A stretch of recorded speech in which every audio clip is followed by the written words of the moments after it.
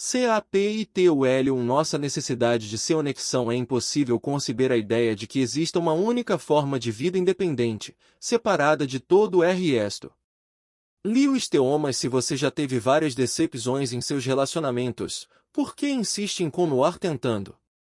Posso garantir que não é só para viver aquela fase maravilhosa, e geralmente curta, que os relacionamentos oferecem. Nem por influência das centenas de comerciais de TV que mostram casais felizes.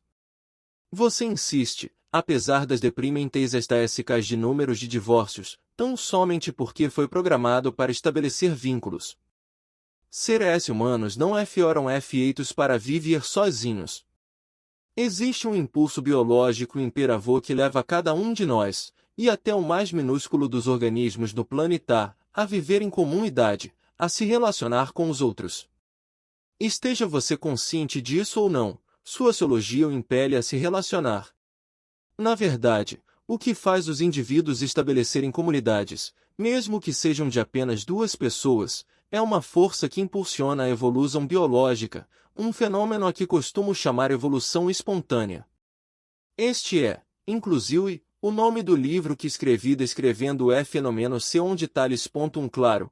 Há também outros fatores biológicos importantes, criados para garantir a sobrevivência, abuso de alimentos, de sexo, de crescimento, de proteção, e a feroz e inexplicável força de luta pela vida. Não sabemos onde ou como o desejo de viver está alojado na programação das células, mas é certo que nenhum organismo desiste da vida sem lutar. Mesmo o mais primível dos organismos, a bactéria não cá parada esperando quando alguém quer matá-la. Ela vai lutar de todas as maneiras possíveis para salvar sua vida. Quando nossas necessidades biológicas não estão sendo satisfeitas ou quando nossa vida está em perigo, temos de imediato aquela sensação no estômago alertando que há algo errado antes mesmo de a mente perceber o perigo. As pessoas estão sem nudo isso globalmente agora, pois questionamos a sobrevivência de nosso planeta diante de tanta destruição ambiental e dos seres humanos que causarem todo esse estrago. Este livro descreve especificamente como as pessoas podem ter ou reacender grandes relacionamentos, mas no capítulo não irei explicar como a energia criada por esses relacionamentos por paraíso na Terra podem curar o planeta e salvar nossa espécie. Eu sei, parece bom demais para ser verdade, mas o fato é que existe um método de sucesso, com resultados comprovados, para se estabelecer relacionamentos que podem curar as pessoas e o planeta inteiro. Os angôs sábios já diziam, a resposta está dentro de nós. A natureza e o poder dos relacionamentos harmoniosos podem ser observados na comunidade de trilhões de células que atuam em conjunto para formar cada ser humano. Pode parecer estranho, pois quando alguém se olha no espelho jura estar vendo um único ser. Mas é uma grande ilusão. Cada ser humano é, na realidade, uma comunidade de 50 trilhões de células conscientes vivendo em uma grande placa de Petri coberta por uma camada de pele, o que explicarei com mais detalhes no capítulo 3. Em meu trabalho como biólogo celular, passei centenas de horas estudando com alegria o comportamento e a vida de células tronco em placas de cultura A. E posso dizer que os trilhões de células sob a pele de cada ser humano vivem em muito mais harmonia que os casais e as comunidades humanas, sempre em guerra ou em conflito.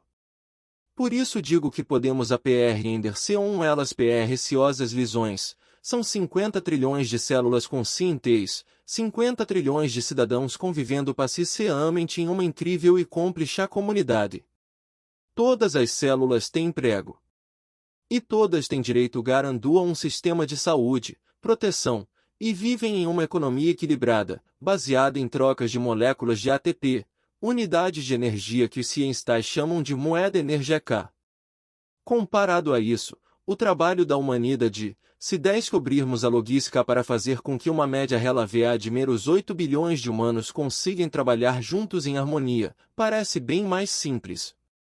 E, comparado à comunidade coopera de 50 trilhões de células humanas, o trabalho de cada casal, descobrindo-se como fazer com que dois seres humanos se comuniquem e vivam juntos em harmonia, deveria ser fácil demais, mas parece ser o maior desafio que enfrentamos na face da Terra. Posso garantir que esses organismos unicelulares que foram as primeiras formas de vida no planeta levaram quase 3 bilhões de anos para descobrir como estabelecer esse vínculo uns com os outros. Nem eu levei tanto tempo assim. E, quando eles começaram a se unir para criar formas de vida multicelulares se organizaram, a princípio, em comunidades separadas, ou seja, em colônias de organismos unicelulares. Mas as vantagens evolucionárias de se viver em comunidade, e maior consciência do ambiente e distribuição da carga de trabalho, logo levaram à formação de organismos estruturados, compostos de milhões, bilhões e então de trilhões de células individuais, socialmente integradas. Tais comunidades multicelulares se apresentam em tamanhos que variam de microscópico a visível a olho nu, bactérias, amebas, formigas, seres humanos etc. Sim, nem mesmo as bactérias vivem sozinhas. Elas formam comunidades que, mesmo separadas, mantêm constante comunicação por sinais químicos e de vírus. Quando as células descobrirem como trabalhar juntas para criar organismos de todos os tamanhos e formas, os organismos multicelulares mais desenvolvidos também começaram a se organizar em comunidades. Por exemplo, em nível macro, uma árvore aspen, Populus tremuloides, forma um superorganismo composto de grandes unidades de pequenas árvores genicamente semelhantes, em termos técnicos, galhos, conectadas por um sistema único de raízes. A maior aspen de que se tem notícia cai em um bosque de 106 acres em Utah, Estados Unidos, chamado Pando. Segundo os especialistas, é o maior organismo do planeta. A natureza social das sociedades harmônicas de organismos oferece informações que podem ser diretamente aplicadas à civilização humana. Um grande exemplo é o das formigas, que, assim como os seres humanos, são organismos multicelulares sociais. Uma formiga que é errada de sua comunidade morre em pouco tempo. Isso porque ela é, na verdade, um suborganismo. O verdadeiro organismo é representado pela colônia. Lewis Thomas descreveu as formigas da seguinte forma: as formigas são absurdamente parecidas com os seres humanos. Elas cultivam fungos, criam colônias de pulgões para servir de alimento, enviam soldados para a guerra, usam borrifos químicos para alarmar e confundir os inimigos, depois os capturam e fazem deles escravos, usam trabalho infantil. E trocam informações o tempo todo. A única coisa que ainda não fazem é a CISR televisão. 2 A necessidade da natureza de estabelecer comunidades também é facilmente observável em mamíferos como cavalos, por exemplo. Os potros mais jovens estão sempre correndo e irritando os pais, exatamente como as crianças humanas. Para corrigi-los, os pais aplicam mordidas como forma de punição e condicionamento. E, quando as mordidas não são suficientes, utilizem a forma mais eficiente de punição, expulsam os potros desobedientes do grupo e não os deixam mais retornar. Isso é considerado grave, mesmo pelos mais rebeldes. Eles fazem de tudo para serem novamente aceitos. Nós, humanos, podemos viver sozinhos mais tempo que formigas isoladas, mas corremos o risco de perder a sanidade. Um bom exemplo que me vem à mente é o do homem náufrago, em que Theon Ancasse faz o papel de um homem que se vê abandonado em uma ilha do Pacífico. Ele usa o sangue de sua mão machucada para desenhar um rosto em uma bola de vôlei que encontra, chamando-a de Wilson, na verdade, a marca da bola, apenas para ter com quem conversar. Porém, depois de 4 anos, decide se aventurar fazendo um barco improvisado para sair da ilha. Mesmo tendo descoberto formas de se alimentar e de encontrar água, com sustento garantido, ele prefere morrer tentando encontrar um local com outras pessoas a cear sozinho. Muitos acreditam que o instinto de reprodução é nosso imperativo biológico principal, e não há dúvida de que a reprodução dos indivíduos é fundamental para a sobrevivência da espécie. É por esse motivo que o sexo é prazeroso para a maioria dos seres.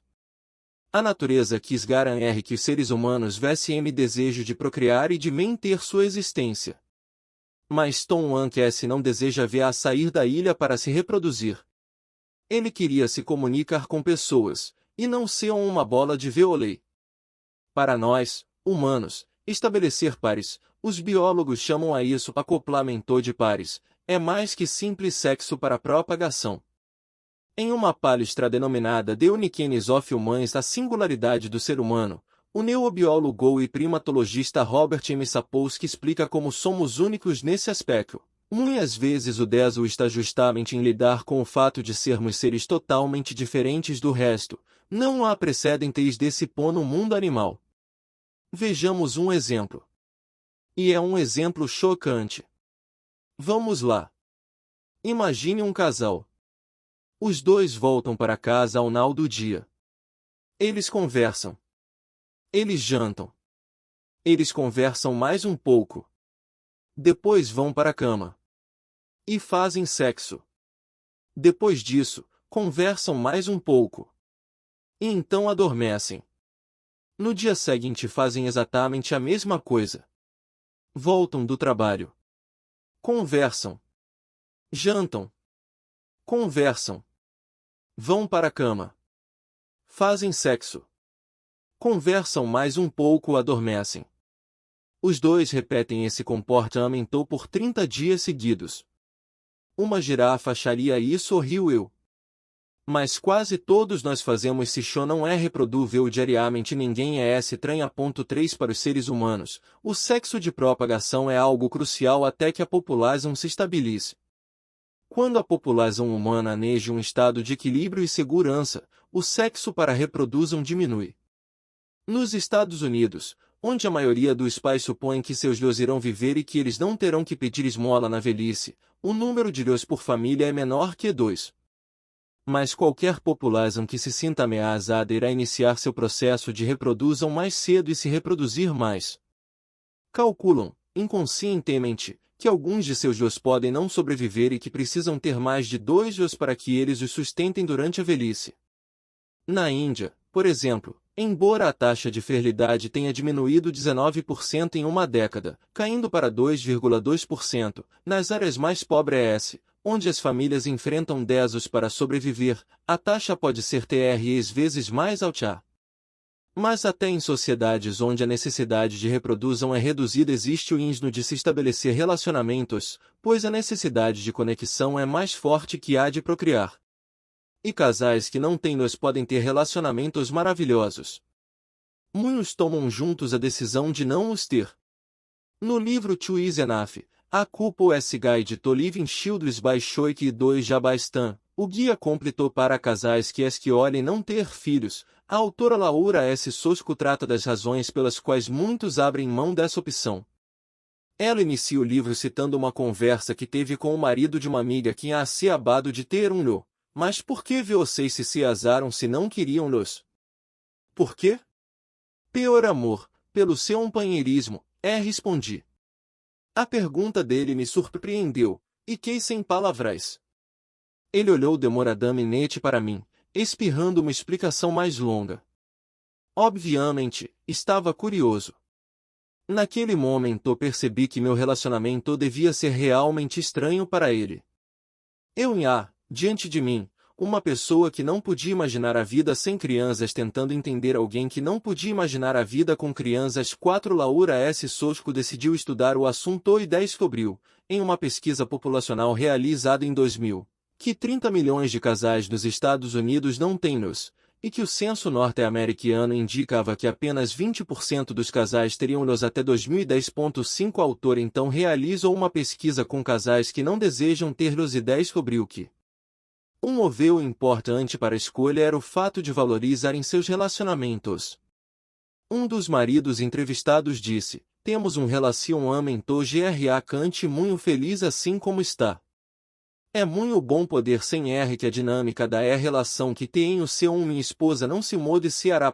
6 Talvez, se mais pessoas percebessem que a união entre organismos mais desenvolvidos é uma questão primordial de companheirismo e não apenas um impulso de reprodução, haveria menos preconceito em relação à homossexualidade. O fato é que a homossexualidade é algo natural e bastante comum no reino animal."